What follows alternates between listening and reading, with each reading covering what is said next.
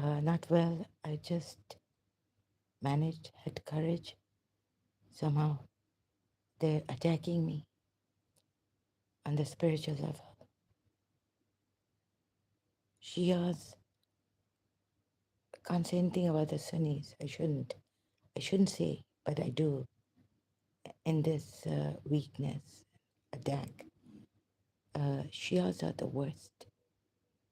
They're very cruel against apostates, female apostates, imprisonment, male apostates take their lives, death penalty. What is this? And recently, this Mahesh Chaudhary coming, he shouldn't be coming and commenting, or is someone in the Emirates using him as Shia? Because for me, in the Emirates, not only the president, but also the president would decide. So he would, of course, the president will decide against me, the government would decide against an apostate. So he would use the Shia Awqaf for against me, right? So a Shia Marja against what I. So this is really, really cruel. I've seen Shias and very cruel on this. When they come on my channel, they don't see. They're also very, very stubborn. Very stubborn people. And this is very cruel. What crime have I committed? Like leaving Islam? What more immorality will I do? Goodness. You don't have to be a believer in Allah to do good. And whatever the Christians say, morality comes from God, but no human being can be moral. Um, so God made it easy to say that, believe in my son. I'm sending you my son who will take your sins. So yeah, Christians can say morality comes from God, but the son sent. Why then? Because even though morality is sent by God, uh, human beings cannot be moral all the time, right? They will sin. They will do immoral things. That's why God made it easy to send his son, because his laws have hardly anyone. And the Jews who were abiding by his laws, then Jesus Christ came to change, said, don't be so, what is the greatest law? To love one another. So God has made these mistakes in these religions and had to correct himself. Moral, abiding by the laws. You see how Jesus of Nazareth, the movie shows how hard these Jews became following the law of Moses and the law in the Old Testament, or in by their prophets sent by God before Jesus Christ came. And another, but this Shia thing, these Shias, they're very cruel. Like, so, morality, I can be good for goodness' sake. I don't have to believe in God. And what kind of a God is this? When I was a Shia, no one told me. I thought the Sunni is in Sunni Islam. Later on, found out that maybe in yes, I found out that in Sunni Islam they give death penalty to apostates. So if someone leaves, I was shocked, right? I was shocked that Sunni Islam. I didn't think Shia Islam has punishments for apostates. Now, another thing I found out is that Surah 2 ayat, where it says, uh, before it says fitna is worse than killing, and so keep fighting them. You have to keep fighting them. So how can the Shias use this as a general rule? If if they don't fight you, disbelievers don't fight you, if anyone doesn't fight you, don't fight them. But fitna is worse. Then it says keep fighting them, even if they stop fighting you, meaning Surah 2, Ayat 193.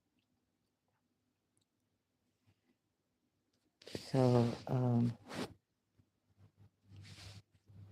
and I'm sorry, the Indians who are here in the Middle East or who are ambitious and all this, they're not the Radharani. Once they shouldn't be coming here. Once they know their religion, Radharani, Dharm, they should go and why come here? Keep coming here, asking me questions. Isn't it enough now that one reply? You didn't, this Mahesh Chaudhary gentleman didn't even, didn't even, I told him you're Muslim, didn't. So why are you coming back for more? It didn't even quote the ayat properly. Surah 5, ayat 32, right? So you've got your answer. Islam is, why do you keep coming here listening to this? I don't understand. Is someone sending you here? Is a Muslim sending you? Shia? Who are you? Oh my God. So it would be better if, and then retracting your messages for security purpose. So please tell the Muslims that sorry, and the Shias also, that sorry, you are lying about your religion. You haven't even done proper research. And if you don't know, then don't lie against others, right? And if this is not enough, that you are cruel against, your Allah is cruel against disbelievers who are doing good deeds, their deeds will not be counted. What is this? So you haven't done your research, or you've done it in a biased, prejudiced manner. Your tafsir exegetes have done it in a biased manner, and those who have done it in a, leave them alone. I just got myself out of this. That if these Shias also want you to be okay, they haven't put me in jail yet, but maybe they want to keep me sick and incapacitated, all this, right? That's so cruel of them.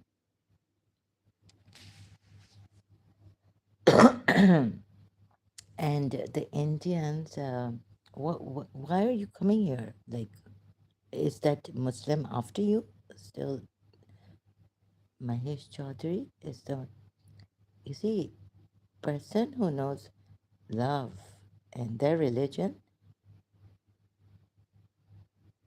then, it's better, like, for love, the whole insaniyat, humanity comes first. So no Indian Hindu would be harsh, violent with anyone, right? True Indian Hindu. I've known Ramchand in Karachi, such a clean, fair, such a good, decent man he was. Um, he never harmed anyone, never. And in Hindu, where is it to kill the apostates or imprison the female? In Shia, this is horribly, and then coexist. So some liberal, moderate Muslims that have just twisted and turned their religion. Sorry, this religion, this kind of Allah is unacceptable. He's a zalim. Even the deeds of Muslim, even the good deeds of a disbeliever will not be accepted by this Allah. This is terrible. And the believers or the new believers, misdeeds and evil wiped out. Those who denied our signs and the meeting of the hereafter, their deeds have become worthless. Oh, Allah, my God would never do this. If you are a good human being, be good to fellow human beings. So I don't need your worship, God would say, right? If without worshipping, believing in me, you're doing good without any reward, oh, for heaven, going to heaven or hell, or any fear of hell, amazing. You're one of the greatest human beings ever. You're not doing this for to get a reward in the hereafter. You're just doing this because you're a human being for humanity. What kind of a God is this that tells you, you know, that if you are a believer, this is like a bribe that you will go to heaven. If you are a disbeliever, only for being a disbeliever, you will go to hell. Not recognizing even, okay, the worth of this Allah exists, or this God exists. What kind of a God is this?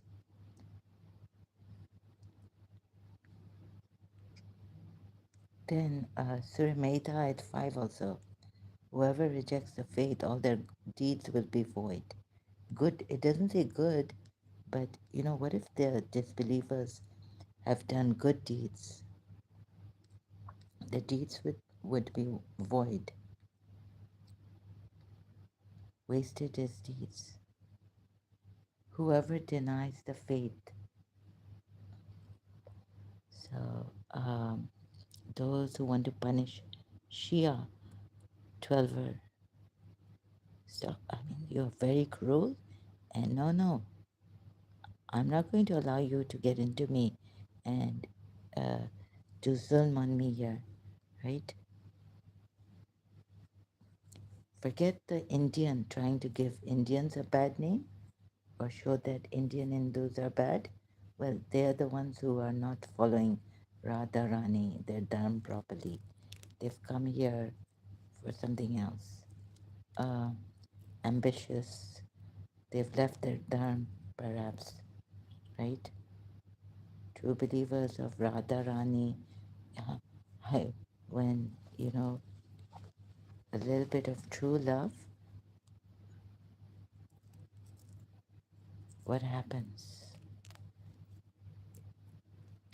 There's in true love, there's no competition. You want to help humanity, you want to be of service. Think of another person also. You don't sell, others short or yourself in true love. When in that feeling, have you ever felt that love, true love? Not the, you know, desire to pamper or prejudiced love. That's not love. My son, I love my son. That's not love. And my son should be better than anyone else. No one else. If anyone tries to get better than him, I will try to pull him down or something. In love, there's no competition, nothing. Even the Bible says, Corinthians 13, love is the greatest among faith and hope. Love is the greatest of them all. So,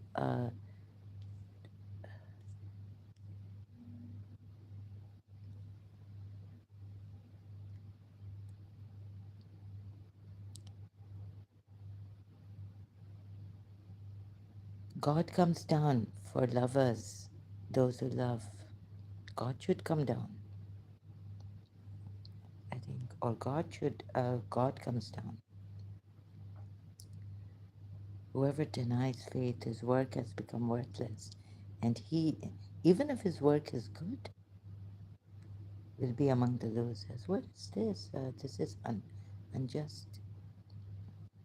I mean, for me, I'm sorry, some few eyes were enough to know that this is not a true God, and this can't come from a true God. This is zulm on the other. See how Shias have changed it. Look at the prejudice, or what is it? My God, what is this?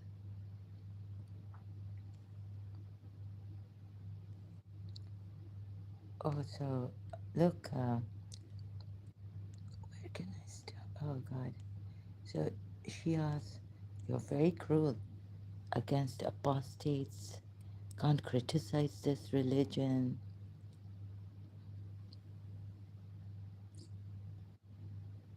Very cruel. And I think if you were unbiased, even your exegetes, a few ayats is enough to tell you. You don't have to be intelligent, that intelligent. Just like I wasn't that intelligent. Huh. You just have to have that heart for everyone, that humanity in you to know the emotional intelligence a little bit. So hard-hearted people, stubborn Shias. Or maybe it will make sense to you, right? To imprison the apostate females and to give death penalty to the apostates. And what morals? What morals?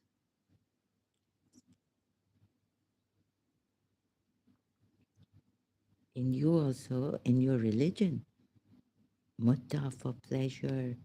So adultery, uh, don't fornicate.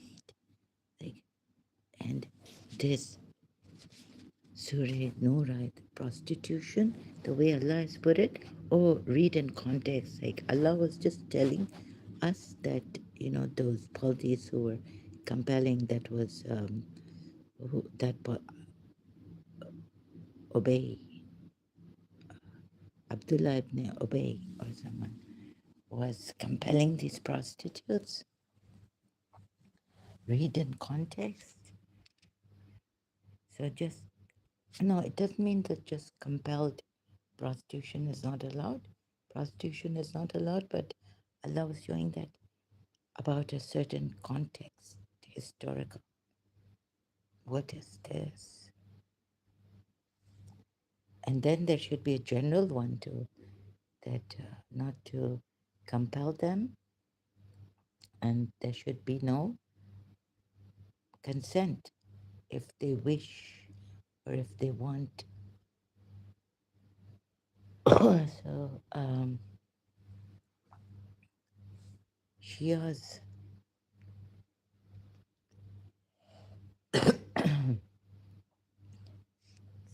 please leave the Hindus for now, right? The Hindus since Mughal time, and then coming in these Muslim countries, uh, becoming ambitious. Okay, they may, some of them go to their temples, some of them don't. But that thing of one Allah, one Allah, it must have gone in their minds and given them a low self esteem or a complex or something, or confusion, doubts coming, Muslims questioning them.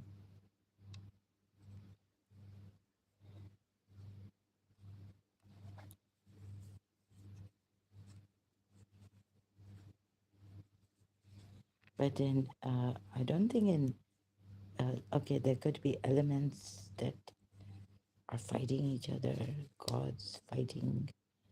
Finally, God knows, they got harmony. At least there's harmony, right? Uh, so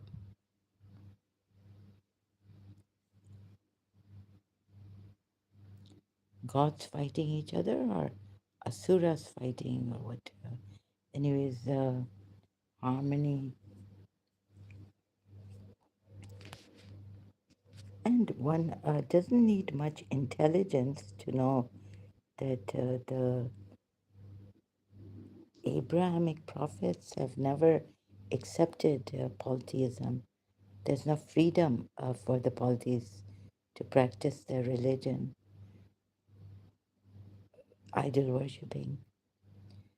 So how can Surah Mumtahana ayat, and then I would, that's why taking Surah Muhammad ayat to mean, it could mean now, okay, you're meeting these in battle, or you're the one who started the battle.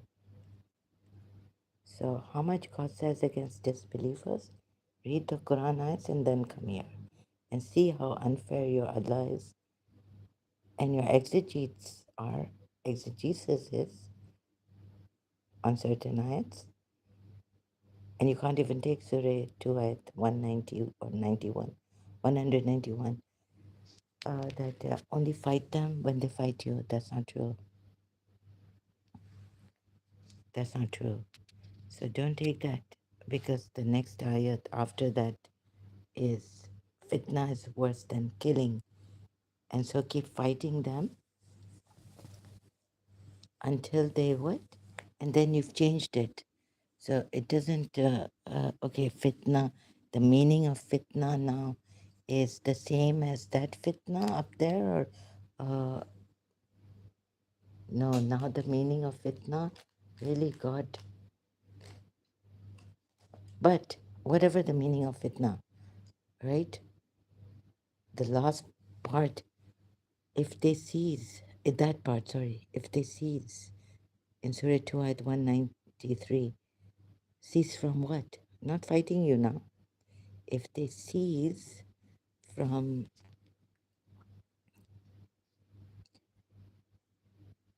being Aka Medipuya has narrowed the disbelievers down to only false gods worshippers and idol worshippers. Oh my God. So if they cease from that and you say, oh, it's fair and square, yes, they're worshipping false gods. Shias also. Oh my God, it's terrible. What? I'm sorry. Please stop your cruelty against apostates and taking us as blasphemers. You would be believing in a prophet, in a Allah that is false, oppressor,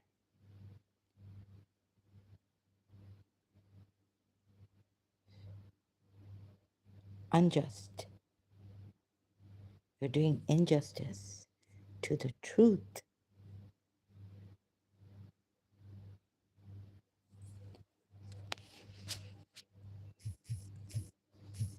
Oh my God.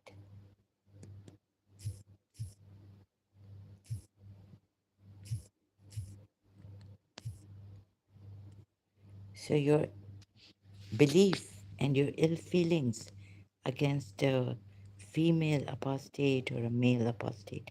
Male apostates you kill, give death penalty to. Fight in the way of Allah those who fight against you, but do not transgress. Then Allah changes it immediately after this ayat.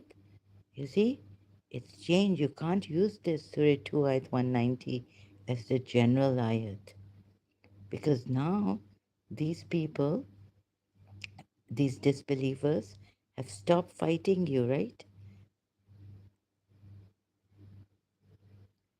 And then you can't even take this ayat as a general ayat saying, don't fight them if they don't fight you, the disbelievers, or the polytheists don't fight you.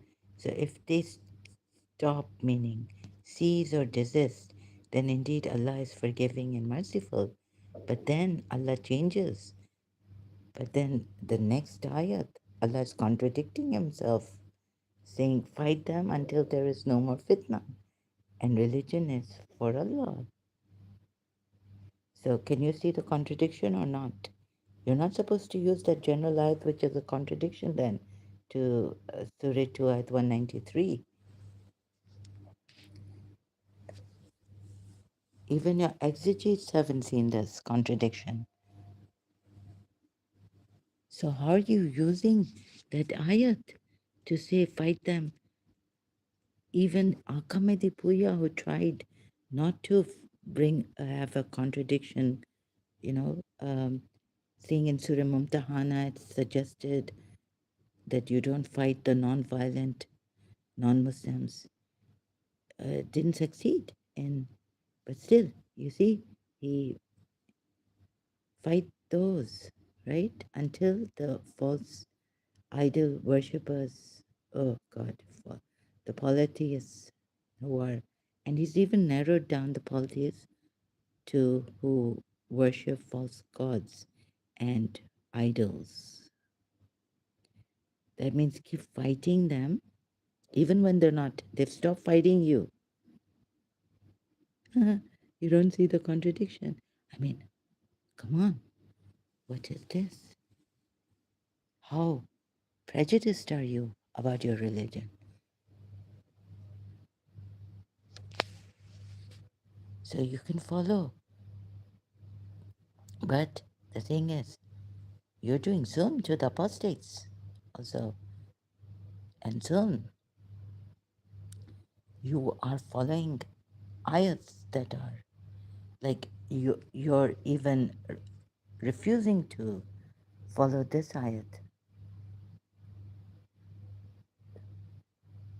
You have cancelled this ayat by saying general, then you have cancelled this part. Fight them until there is no fitna. And religion is for Allah.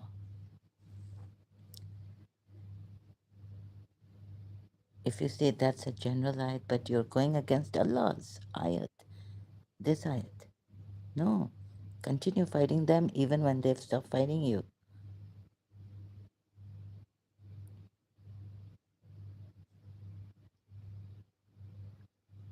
This means Akamedi Puya at least has said this.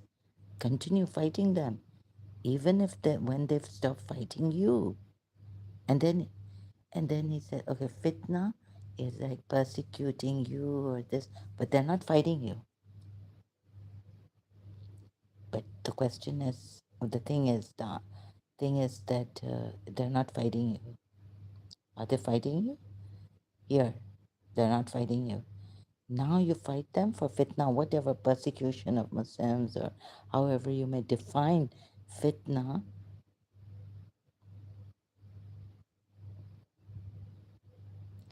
Allah has contradicted himself.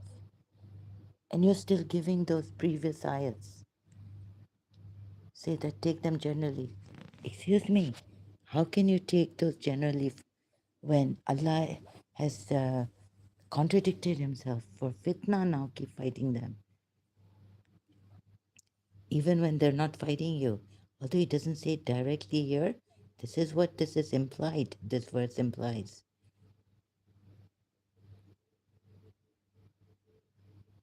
So your prejudice, your injustice, cruelty, even your Allah, you are not following the ayat, you have just chucked it out. If you say take this generally, these two ayats, Surah 2, ayat 192, if they cease, meaning if they cease from fighting, then indeed Allah is forgiving and merciful, right? But then, and this one, Surah 2, ayat 190, fight in the cause of Allah those who fight you, but do not transgress limits, for Allah loveth not transgressors. Then Allah says, what has He done? Then here, fight them until there is no fitna. So Allah should have said, fight them if they fight you and if they commit fitna against you. So it's not only fight them if they fight you, but also commit fitna against you.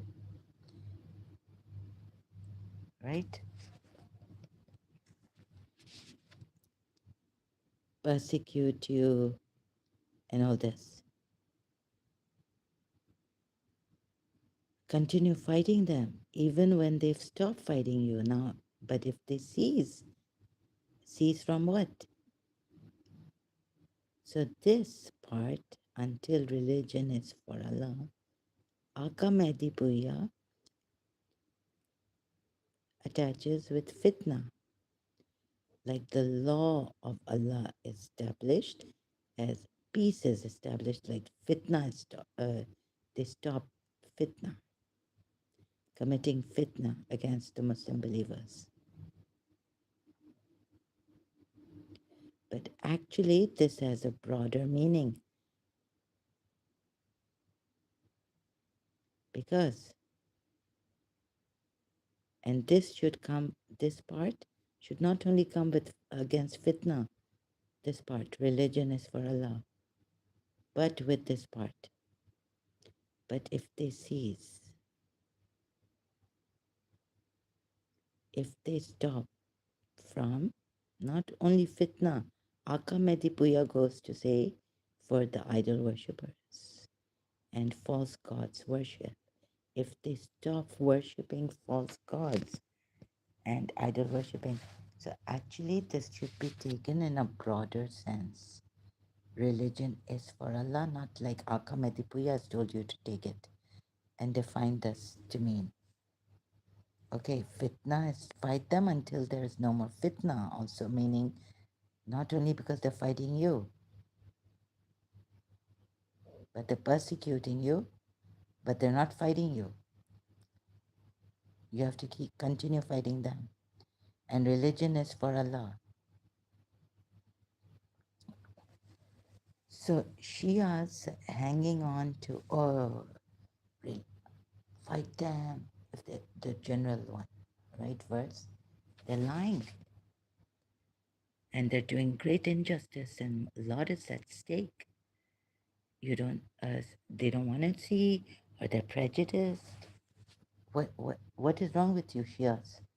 Akametipuya said continue, Allah means continue fighting them until there is no fitna, when they have ceased. And what do they cease from fighting you? They're just persecuting you, not fighting you. It's a two different thing.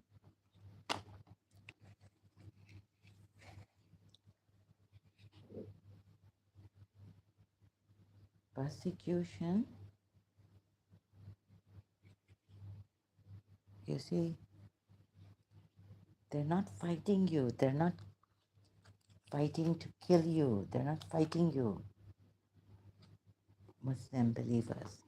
They're not, the polytheists, disbelievers are not fighting to kill you, right? Persecution could mean they're holding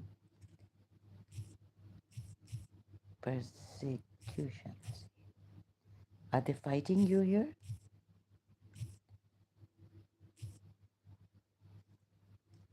Hostility and ill treatment, not treating you well. Hostility, especially on the basis of ethnicity, religion, or political belief, sexual orientation, annoyance or harassing you. They're not fighting you. And yes, I think this is what the fitna means also. So, Surah Baqarah, they're not fighting you, they've stopped fighting you now. Oh God, very terrible. Shias, if how prejudiced and how wicked. This is, you've given a lie to this ayat. Then, if you say take that one generally, if they don't fight you, don't fight them. Setting aside this ayat.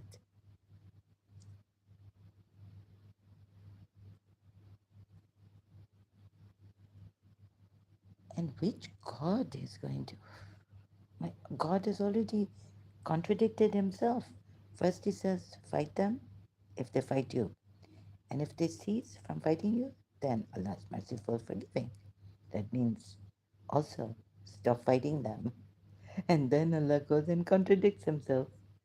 Fight them, continue fighting them when they are not fighting you now. And cease from what? And religion is for Allah. Fitna stops. So religion, like the rule of law is for Allah. So if they don't have this rule of law, peace.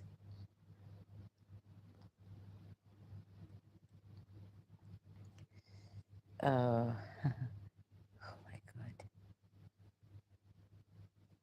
Allah wouldn't even accept. So you see, you have to see if Allah accepted anything of theirs, like even a good deed, like water, giving water to the pilgrims. And if Allah will allow them to worship the gods. No. Fitna, now persecute. Okay, let's. Okay, persecuting you. Well, uh, Abraham, no, against idol worshippers.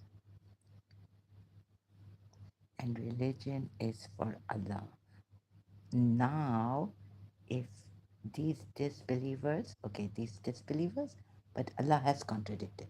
Even in context, they start to fight you, they stop fighting you, now keep fighting these ones in context, only these ones, but at least say this then and be in context, then be in context of this whole, the whole ayat from 190 to 193 be in context. Then don't use these generally also for Surah Muhammad ayat 4. You don't know, how can you say for sure that you have got it when you haven't got these ayats properly? So then read these three, four ayats for this, leave it to this context, okay? This times. When they have fought you, then they stop fighting you, then you fight them for fitna because they're persecuting you, right? Yeah, like Maududi says, the way prescribed by Allah prevails. So that would be that in every way, shouldn't it be that they become Muslims? Okay, these ones, and you're saying just you narrow down your Shia tafsir narrows down to idol, false God worshippers and idol worshippers. And so, okay, and if they desist from hostilities directed only against the wrongdoers. Uh, so the way you take it, it's wrong. But okay, take it to the context, right? So take it in context. If they're fighting you, then fight them. Now let's go and take these ayats in context. The surah ayats, Surah Muhammad ayats in context.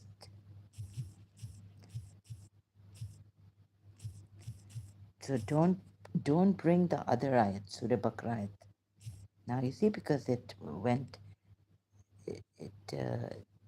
like, although Allah said stop fighting them, if they stop fighting you, and Allah is forgiving and merciful, yet Allah said keep fighting them until fitna ends. Now persecution or hostilities against Muslim believers. So there's a contradiction in itself. And anyways, keep that in context and keep it there. They were fighting you, but they stopped fighting you. Yet Allah has contradicted Himself. So you can't, so leave that to that context, then come here and take these disbelievers, those who disbelieve and turn away from the way of Allah. He will cause to be lost their deeds, right? Whatever good deeds they do, no deeds will be counted. And those who believe and do righteous deeds and believe in what has been said upon Muhammad, and it is the truth from their Lord, take Surah. You see, you haven't even, your exegetes have seen, Shia exegetes, they haven't even seen, used Surah 17 ayat 33 for Al-Haq. Oh, And for this is from truth from the Lord. Kill them.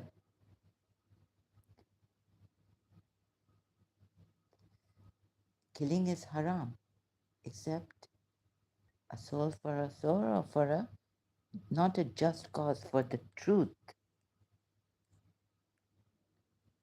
for the truth from the Lord. He will remove from them their misdeeds and amend their condition, right?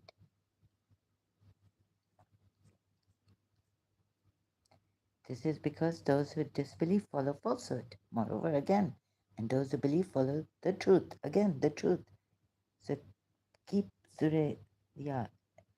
And if you don't want to keep that in, you say read that in Al-Haq, Al-Haq, wherever Al-Haq is. So you have to not take, I mean, that's generally for Al-Haq. Kill them if they're not on the Haq. So when you meet those, then you don't bring Surah Bakrites to this. So when you meet those who disbelieve, so it continues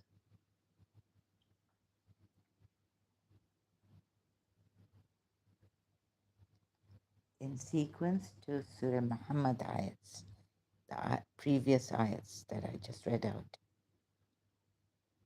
So when you meet the disbelievers, meaning you start the war against disbelievers, you meet the disbelievers, you can start the war against disbelievers, say, come and you are disbelievers.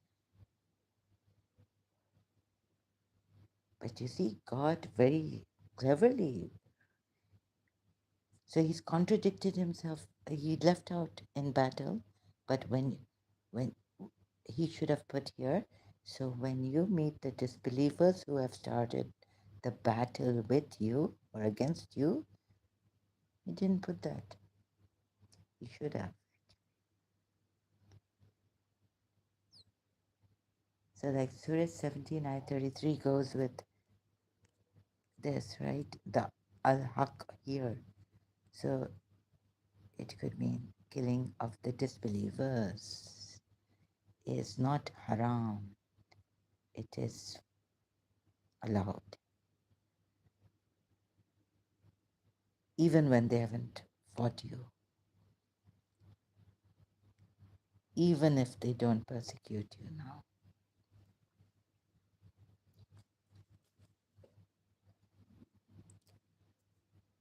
So I'm sorry, this religion is incompatible. This even a person like I'm not intelligent, that intelligent. I think it's the prejudice or something, and that makes you very unjust. You see, the prejudice, my religion, and some maybe some people like imams also after the Holy Prophet keeping you in this deceiving has they have deceived you about this religion,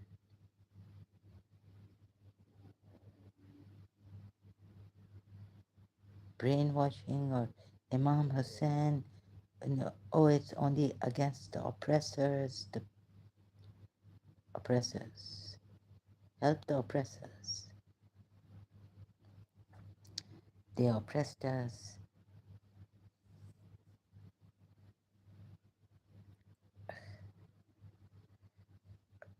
persecuted us,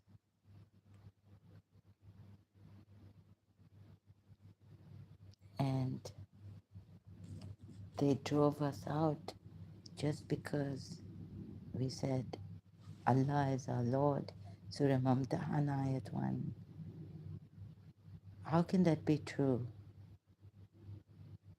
when reading Surah No Ayat about no constantly after the polity is disbelievers to believe, believe, believe.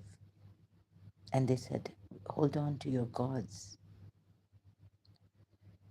How can you say they should be saying, just because we were polytheists, they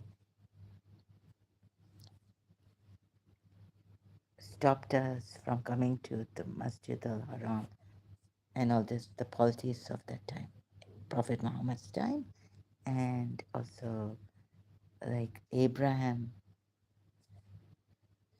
telling his father and his people all this against the polytheists, right? So there's a lot against polytheists and disbelievers. Disbelievers.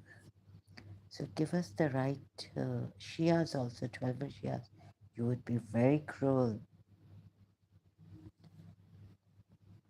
Apostates, this God is false and cruel, and you're following him. So if you're going to make peace, you can say, oh, our religion is peaceful with the Christians, with the Jews, but not for the apostates. What a beautiful religion. It is peaceful. It is a religion, Imam Ali has said, of a mission of love and peace.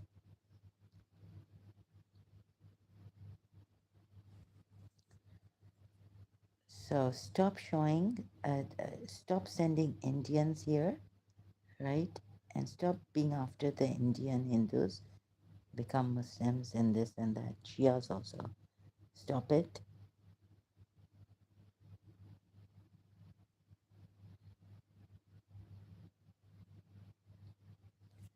Oh my God. How you. So you're Allah.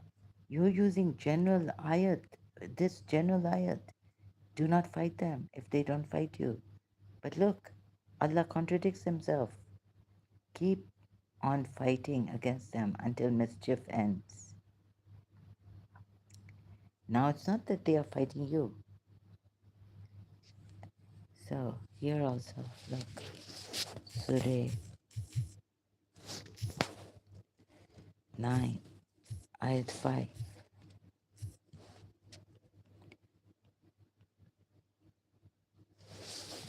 No, Ayat 12.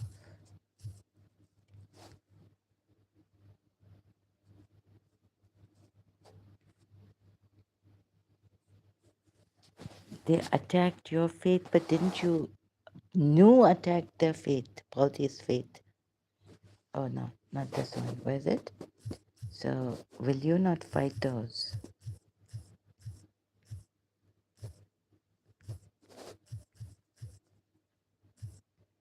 Oh my God, how cruel can you be? Will you not fight those? Shias also.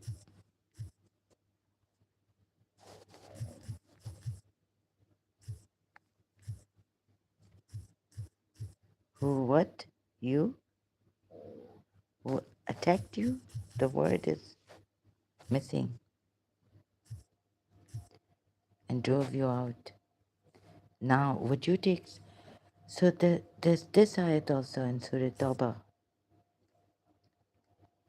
It's 15, 9 to 15. Oh no. Uh,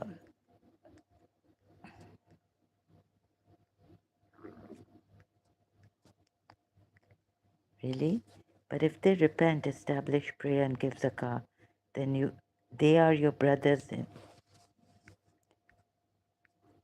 It's in a roundabout manner telling you, okay, they did this to you and they did that to you. Make them Muslims, fight them until they become Muslims. But if they violate their oath again, uh, would you not fight 13? It's 13, not 12. Ayat of Surah Tawbah, Surah 9. Would you not fight against the people who broke their oaths and determined to expel the messenger? And they had begun what? You the first time. Now Allah is telling you, even if they are not fighting you, so how can you use Surah Baqarah ayat all the time for the general? If they don't fight you, then fight them, fight them, fight them. How unfair of you. If your religious scholars have told you this also, or you've done your own research and come to this, you're wrong. Completely wrong.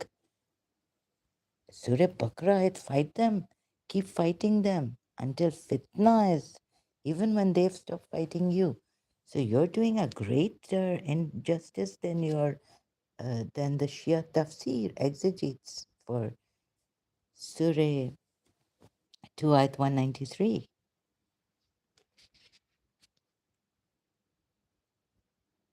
How are you lying then? Or you don't know? Please correct yourself. Don't give that general ayat. Surah Baqarah ayat 190 and Surah Baqarah ayat 192 or 191. Oh, fitna is worse than killing. It means now keep fighting them. Allah has contradicted himself.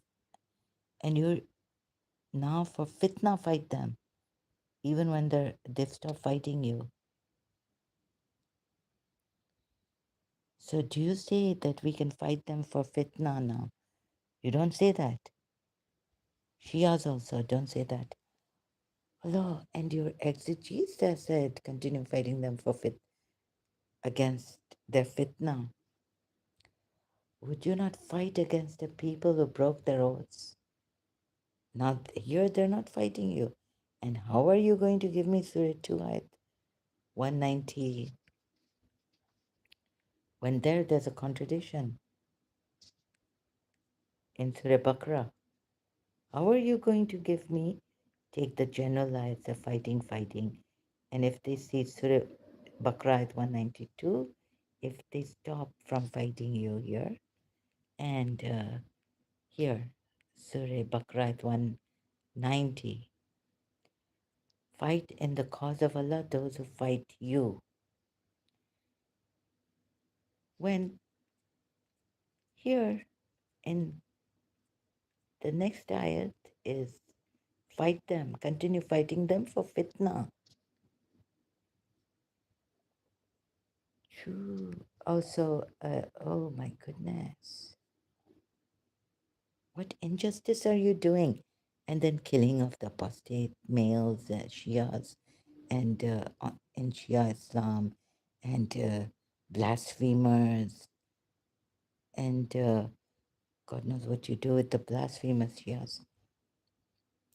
Is this your Allah? There's a contradiction. And you still give that general, take that as a general rule.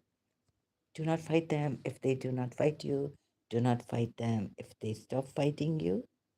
And then when I'm telling you here that they're not fighting you, you tell me to go to Surah Baqarah 190 and 191 or 192 that we saw. If they stop from fighting you, Allah is forgiving and merciful. Who? What? And this is not a joke. A lot is at stake. So you see what prejudice, blind prejudice does. Makes you hard-hearted, makes you believe in this Allah, and even distort his ayats, go against your Shia exegetes, or at least be hard-hearted with the apostates. You've done so much injustice. Yeah, on one hand, you've gone against Shias also. Shias. You've gone against your own exegete, right? And the Quran ayat, like the Quran ayat, taking that one as a general rule, not to fight those who are not fighting you. But Allah says, continue. So your exegete has explained at least this part of the ayat that is contradictory to what Allah has said earlier on in the same surah. Oh my God. And then for what? Moral? We're not moral? Oh, we're leaving this religion because, oh my God, because we want freedom, freedom to dance and drink alcohol and go to parties. And what are you?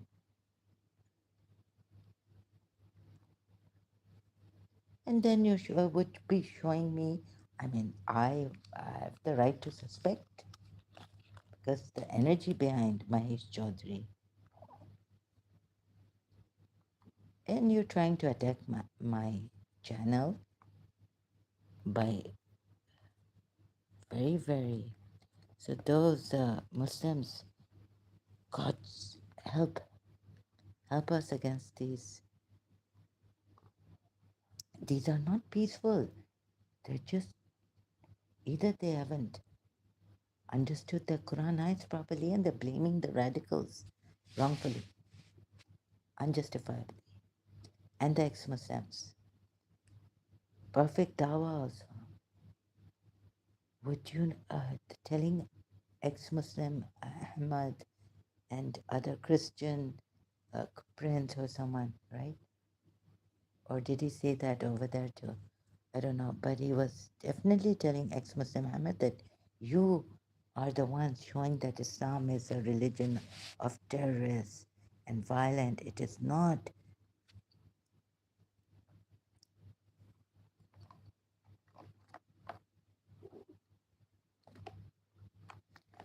Do not fight them if they do not fight you. Take that ayat as general rule for fighting, as a general rule for fighting. And then come here, dawah. Even perfect dawah will tell you, and Shias will tell you, would you not fight against the people who broke their oaths? This means they're still fighting you, fighting you. That's why Allah said, would you not fight them? Because they're fighting you. They've kept on fighting you.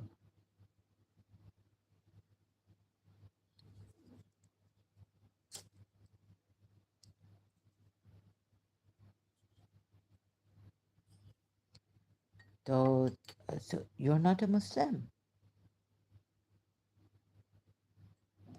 Shias, or those moderate Muslims, or like perfect dawah, um, not Shia, not Sunni, not Muslim. You're not even, you've gone against your Allah, who has told you to fight, told them to fight. Keep fighting. Continue fighting until persecution is stopped. Against persecution. That's not fighting. They're not fighting you. Persecution is not that they are fighting you. Oh my God. It doesn't take much of intelligence to know this. I don't need. I didn't even have to read Aka Medipuya's commentary to know that those ayats you tell us to take as general rule. Now where's Aka Medipuya on non oh, you mean non-violent Muslims? You mean if these disbelievers are not persecuting you, don't fight them. But don't give that ayat only that if they're not fighting you as a general rule to fight. Don't fight them if they're not fighting you. No, you fight them. If they're persecuting you, you can fight them.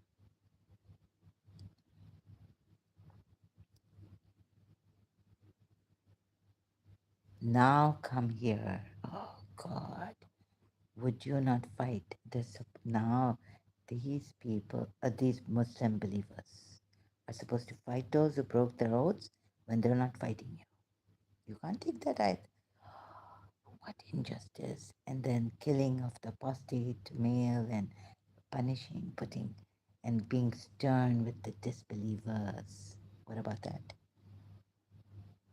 So, in a roundabout manner against the disbelievers, when they're persecuting you, and then now you're supposed to be stern against the disbelievers. Oh, no violence? It's a religion of peace for all humanity, even disbelievers, even non believers, if they're. But what about the sternness against the disbelievers and merciful towards the believers?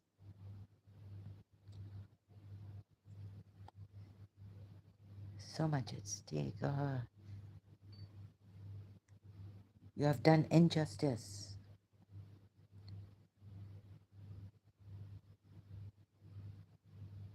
Your prejudice against for this religion, your bias, calling this religion peaceful for all humanity.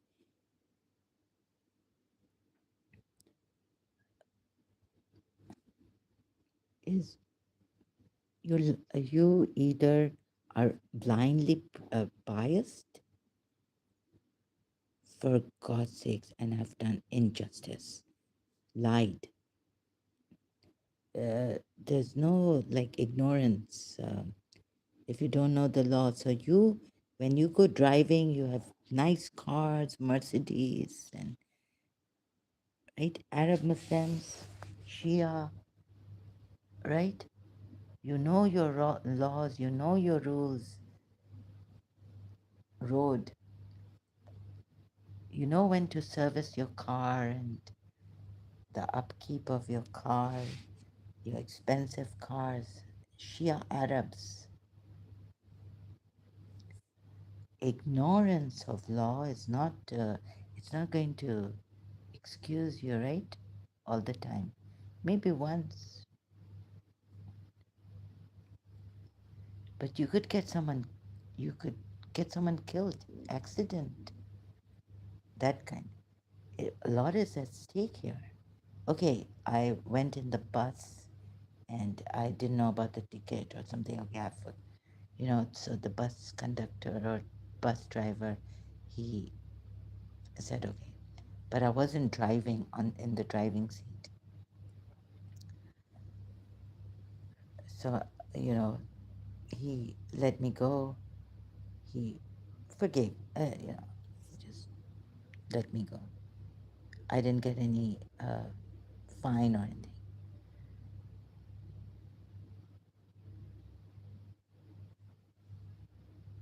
But this religion,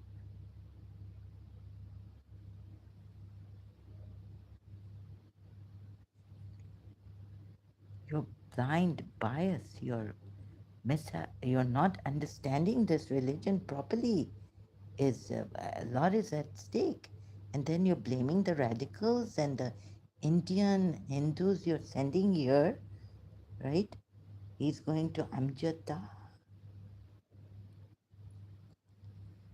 Amjad could be a Shia, looks like a, see, and they're sending, and I'm thinking, what if my government, UAE government,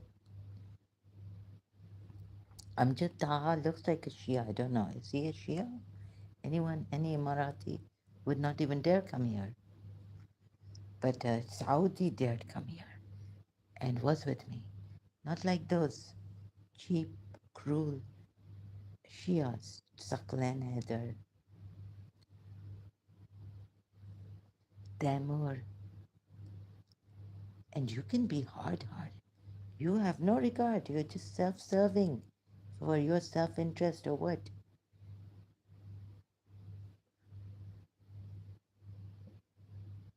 No, Islam is not a religion of peace and uh, mission of peace and love.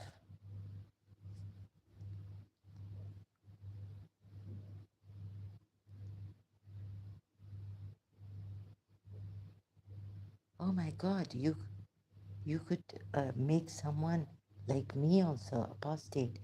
Oh, I don't deserve. Or the Shias are, shaking hands. And they're with my UAE president. We will help you. Don't worry. We are here with you. Some of the Shias, right? So imagine if this analyst, UAE analyst, Amjad Taha, is a Shia. Looks like one. I'm not sure, but he cares for the president of UAE and all this, right? Kept the Quran open Quran, you know, X platform on his cover. Huh?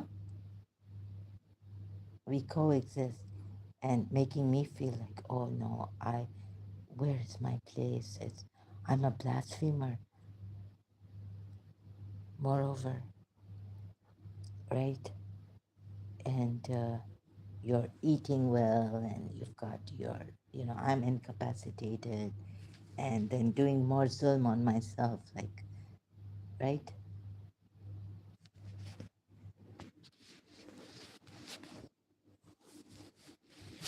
Oh, what if Mahesh Chaudhary is sent by the government here, right? Whereas another Shia here, rich Arab Shia, has, and I'm feeling like I don't belong here. And moreover, I'm an apostate. Moreover, I'm a blasphemer. And tightened while you're driving in Mercedes and oh, there are other now better Rolls Royce and what are these new cars, huh? And having luncheons and you have servants to cook for you here and serve you food. Shame on you people, you Muslims.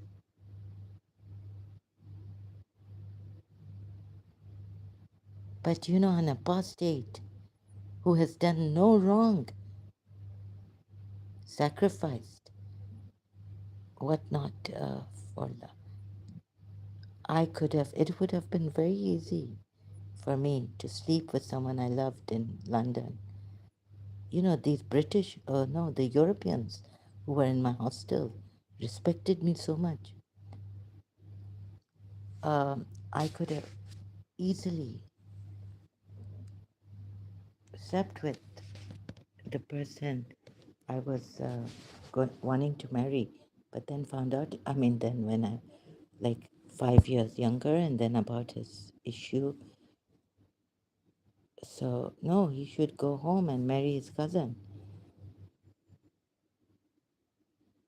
go to his mother, marry his cousin.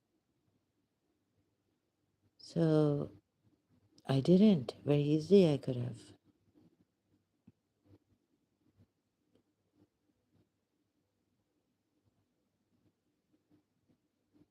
At least.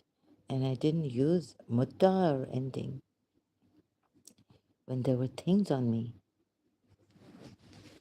I tried my best to remain. When that, you know, a man can tell 1,000 nights, Madonna, that 5 year, although 5 year younger than me, British Pakistani, told me, you don't sell yourself short, do you? And I told him, I, I, I wanted to tell him, but at that college party, I said, because, um, no, I don't sell myself short because there are evil people who wanted me, my enemies, to sell myself short.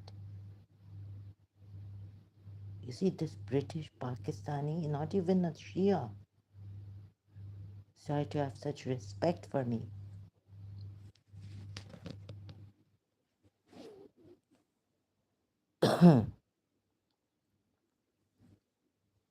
While you Shias can go to Mutaz and all this, have four, even more wives than four.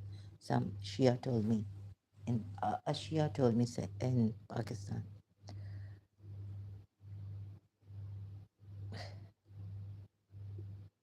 No mercy, you judge very hard.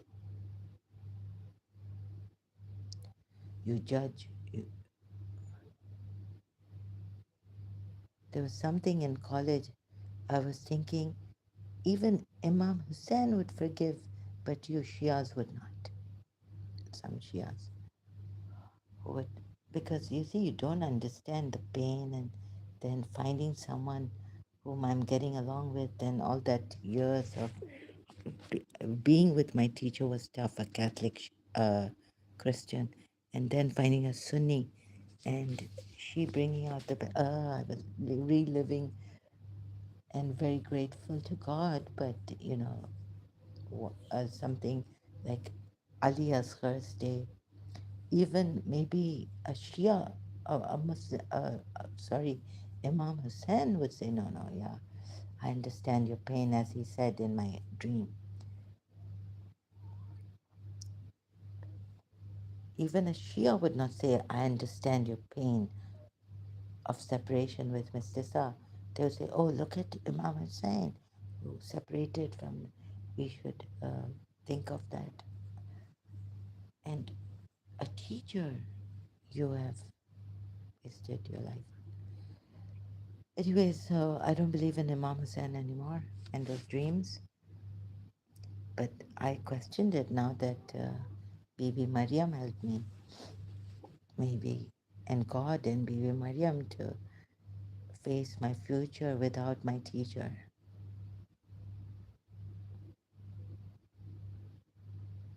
And I own nothing.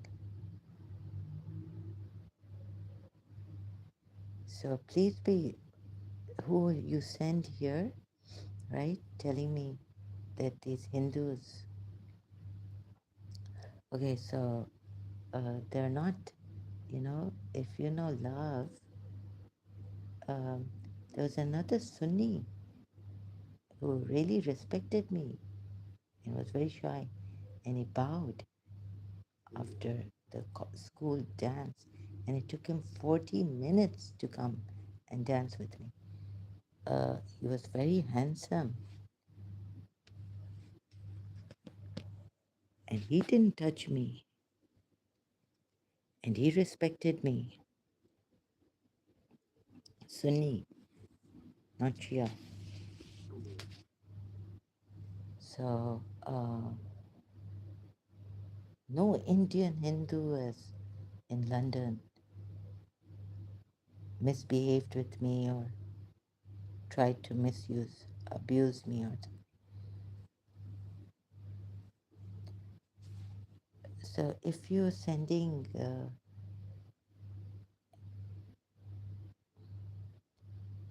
how unjust? I don't know. I'm not sure, but I can suspect. Why is he at X platform, right? Why is this Indian Hindu at Amjad Taha's platform following what Saudis or Pakistanis are saying against Emiratis? Huh? What business is his? Okay, against Indians, the Saudis said.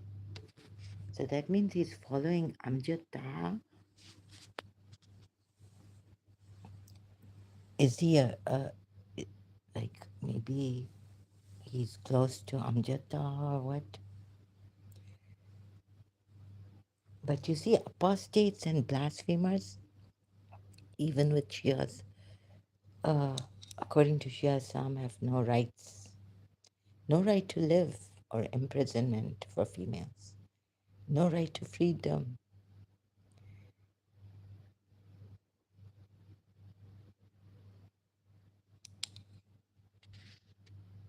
And okay, even if I was bad, right, let's say, right, but I can't be like you. But it doesn't mean, no, but it doesn't mean because you are allowing, if I was bad, I was bad. Okay, there are habits. I have bad habits and I have anger and all this. In some ways, I'm bad, but it would not make this religion true. And would not make a Shia who believes in this Allah to kill apostate males and to imprison females, apostates, females. You better, right?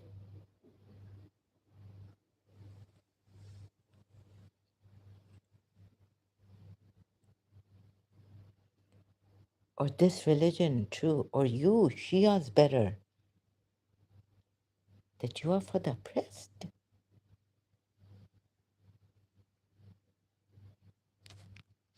And this religion is about peace, and this Allah is about peace, Ar-Rahman. Um, my performance, I can't talk properly. You, Nuria Khan, the things you, ex-Muslim.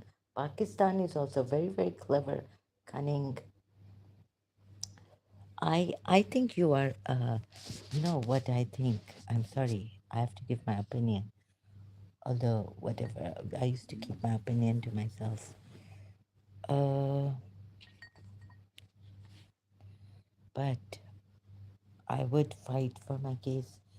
Uh, whoever, whatever happened between me and my teacher, you know, I've wondered in front of God in the American school, between me and my teacher,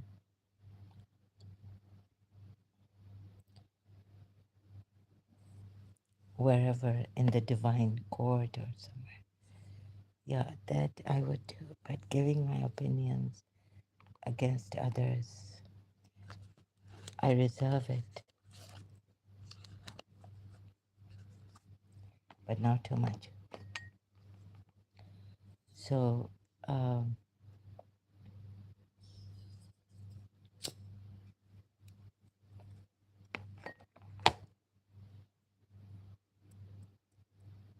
even if I was bad, disbelievers who do good deeds, this religion is a God who says, if you don't believe in me and the rules I give you, all your good, like all your deeds that may be good for humanity's sake, for goodness' sake, for love's sake, love, for a needy person who needs your help, give. Like Khalil Gibran says, for the season of giving and all this, or, you know, is there, and for your own good. So it is what Imam Hussain said is this, it's a blessing, right? To give. Oh my God, I'm sorry. Can any person, unbiased, unprejudiced, and then for the apostates, for humanity, no, you're not supposed to be good. Can anyone get this, please? They may be thinking, but you know, for humanity, Islam is for humanity. But be stern with the disbelievers. And how much friendship can you hold with the Christians, Jews and Christians? And even Shias, like, please, someone put some sense in Shias against us apostates and blasphemers, as they call us.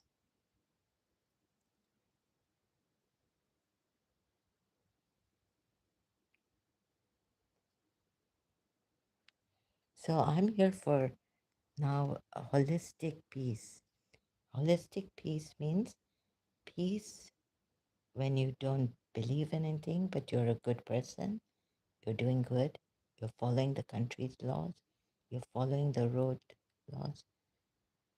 Uh, here for that peace, where even God says, if there was a God or the cosmic power,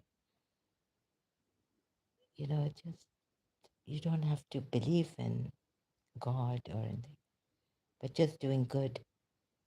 And if you don't believe in something, if you don't believe in me, but you're doing good to to a fellow human being, I will count your goods. That good is the ajr, the reward. And even if you don't get any reward from others, the doing of good in itself gives you that good feeling, that content. So after life, you, even if you don't believe in a afterlife or reincarnation, and maybe the Muslims will say, well, the disbelievers, good deeds only for here. Yeah, it gives us, if it gives you that good feeling. But in the hereafter, they will be in hell. Would that be fair? Couldn't God be merciful and say, okay, you didn't believe, but you did? I mean, good to humanity, human beings, my created beings. when you see even some Shias are so bad here, I've seen.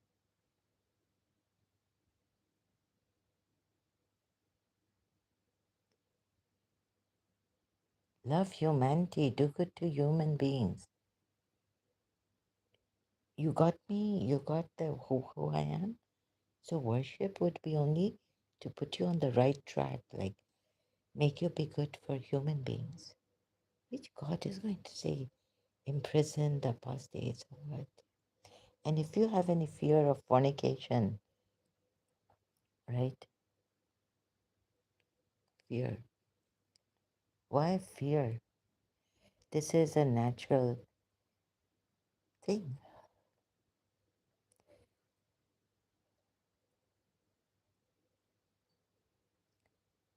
Girl, female attracted to a boy,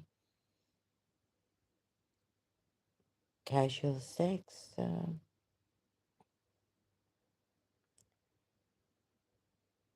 So we can look at all that and see where, if this is right or wrong, and then if that can stop us, casual sex is not healthy for you, and if you care for yourself, or what, and that we can look at that later on.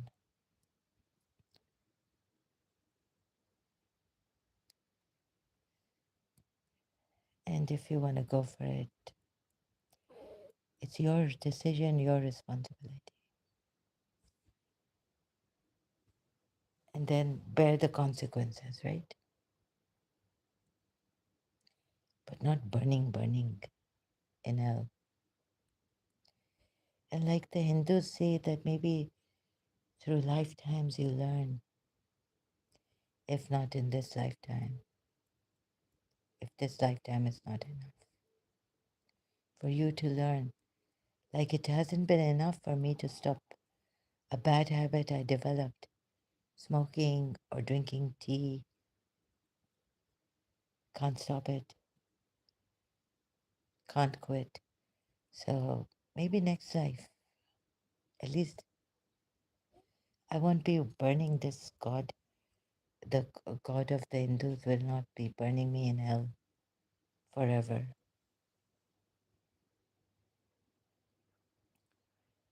And by realizing there's one God and to follow its rules, even then, this does not keep you away from the fear of fornication, does it? It does not protect you from the feeling, thus the fear of fornication. So, Surah, so this way, your Allah has tried to protect you from fornication. Surah 4 at 25. But it doesn't protect you from the feeling and the fear then. So marry, and if you can't afford, so if you're not even rich enough to afford a free believing woman, meaning then the girls, what from what your right hands possess, slave girls or maid girls, and Allah is right, and then yeah,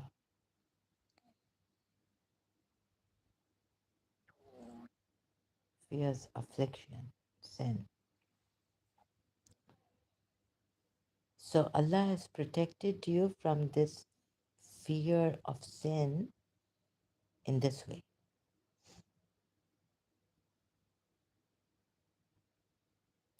Some say you can fast and all this, but even after fasting, if you can't control your feelings, then there's, sorry, not secret lovers, then these for your fear, for not being able to control even after fasting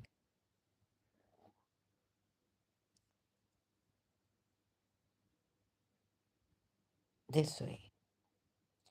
So I thought maybe in another way, uh,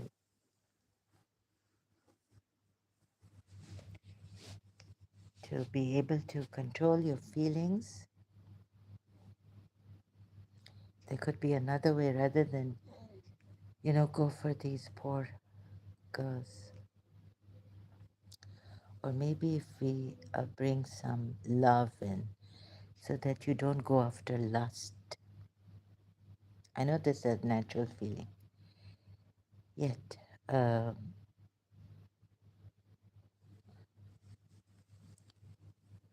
from childhood, teenage years, you know, like parents, Western parents teach their children, train their children, 7 o'clock bedtime, 6 o'clock bedtimes, like that.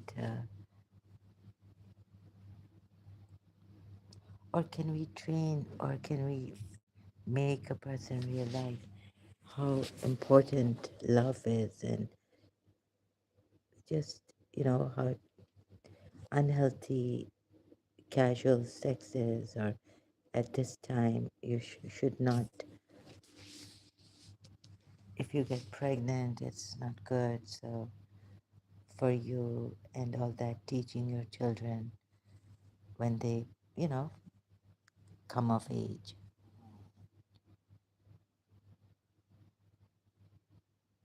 not to indulge in the sexual feeling, the sex thing, go into that. And when you have true love for someone, love,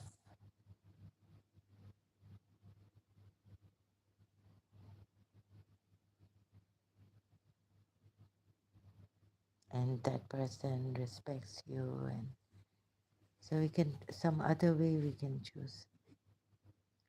But love doesn't come as a choice. To make someone realize what love is and the things that cover this love, like Rumi said, you know, love is from the divine. So in this world, what has covered or made us lose this love, to realize what love is. Find it in yourselves so that lust doesn't come. And when you marry someone, you marry for love.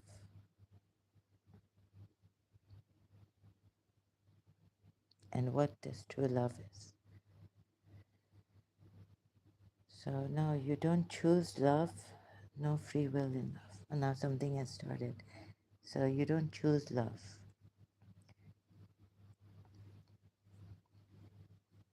So they can't be like love doesn't give free, although love doesn't force anyone. But when you realize love, your true love, what it does to you, not the kind that's like, lustful or emotional, maybe something emotionally, emotional like attraction or something like this. Should be love, true love. So what is true love? And it doesn't have free will, and it doesn't give free will. But that when you realize it, you don't have to use this will. The question of will doesn't come.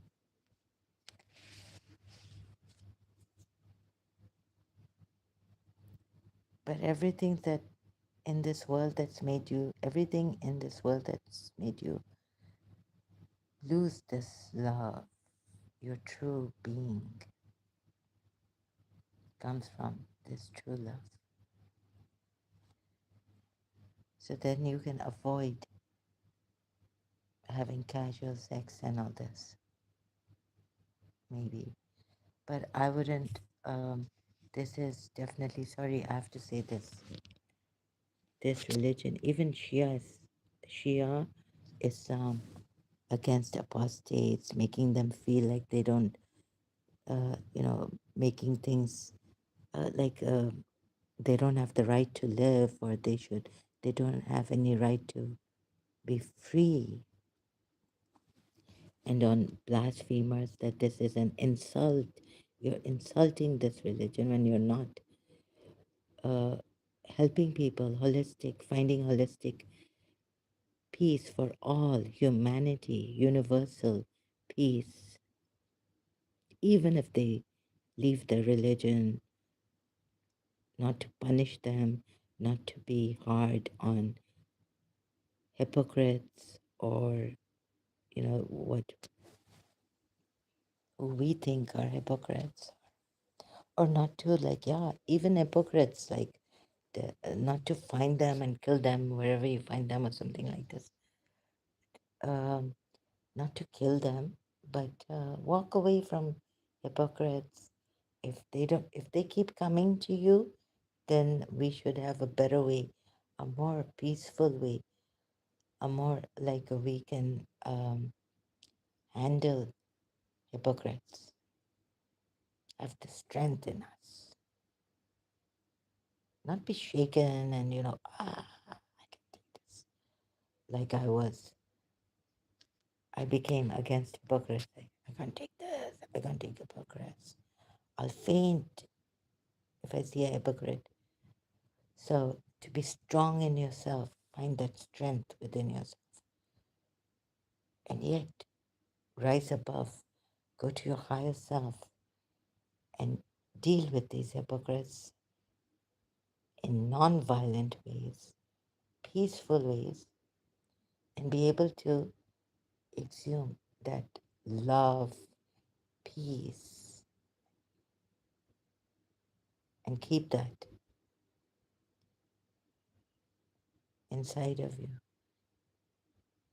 so that these hypocrites cannot shake you or harm you in any way. Be so grounded also, like in strength. So holistic, peaceful ways for everyone, even hypocrites and narcissists and psychopaths and criminals and murderers, rapists. See the reality of life, right? Rapists are there.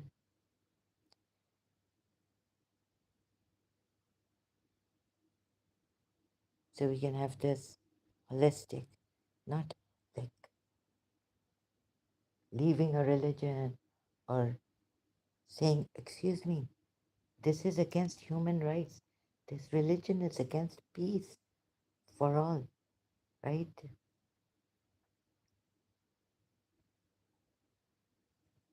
Leaving a religion kill. What kind of religion is this? Be stern with disbelievers.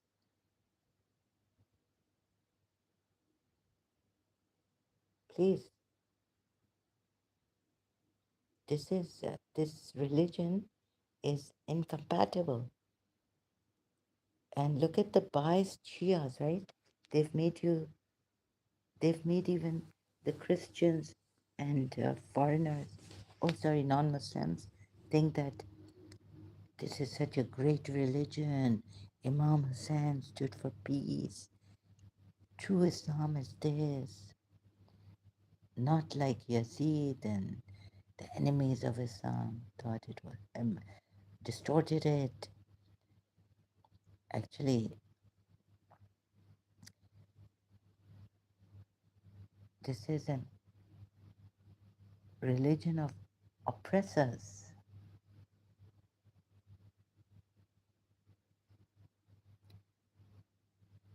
terrorists, killers.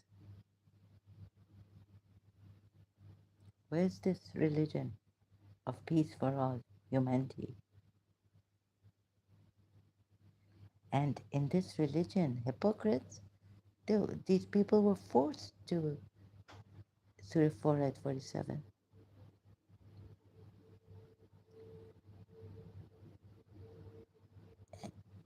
So, the Shia also like giving me that feeling that I don't belong, I should die, be killed, or be punished, or fined, or be in jail, right?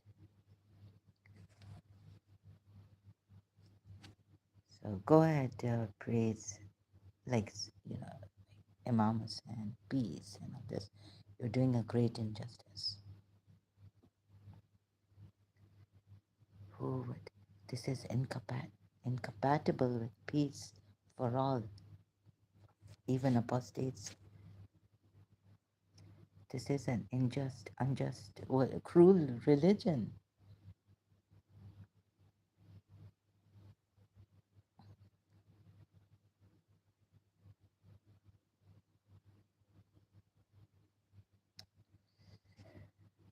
Oh my God. So, and Shias may be thinking that by showing this, I'm like, goodness. Okay, terrible, terrible.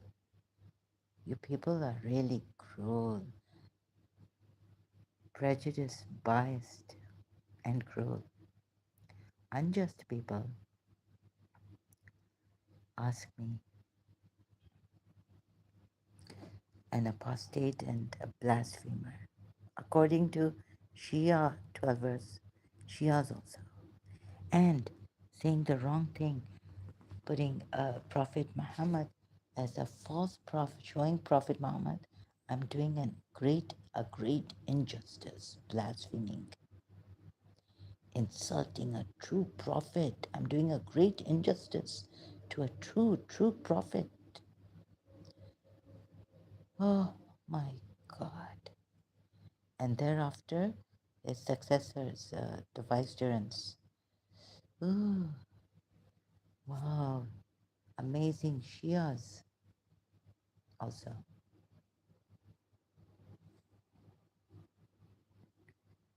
What life?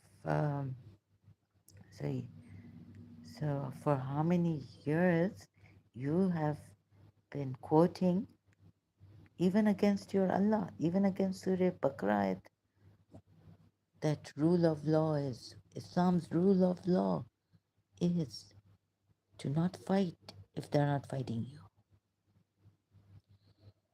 And they haven't even accepted.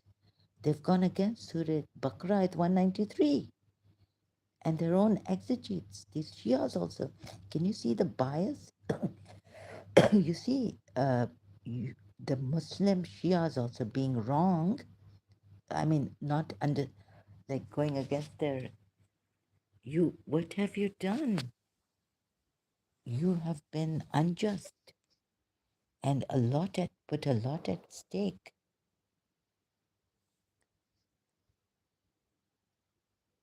right? So unjust to those because you, out of your ignorance of the Quran ayats, you have put us blaming us, accusing us of misinterpreting the ayahs and showing Islam to be a religion of terror, killing, sword against persecutors also who don't fight you. Fitna would do. Huh? So you have been unjust.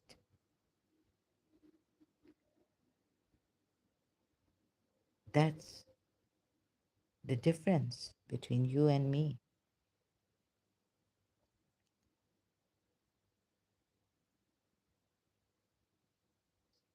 You should be punishing yourselves rather than us.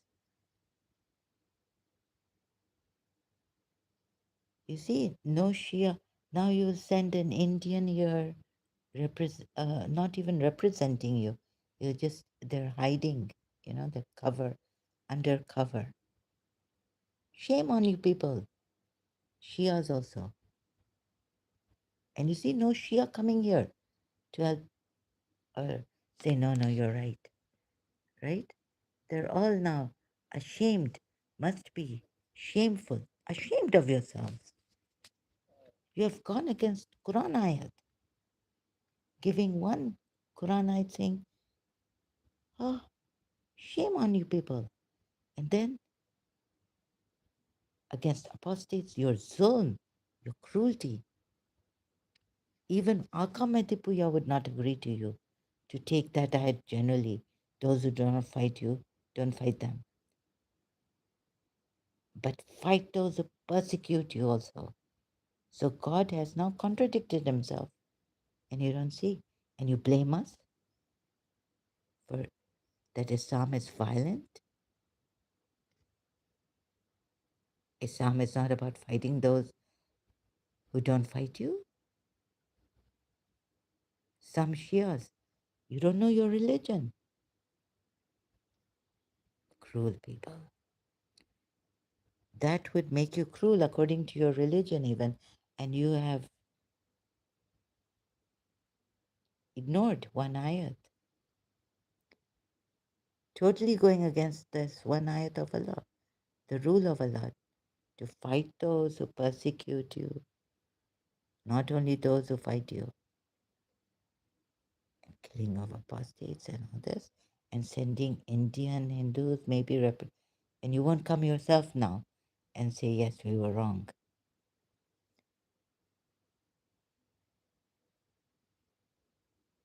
What bias and prejudices and can do to a person. That's cruelty too, to some extent, right?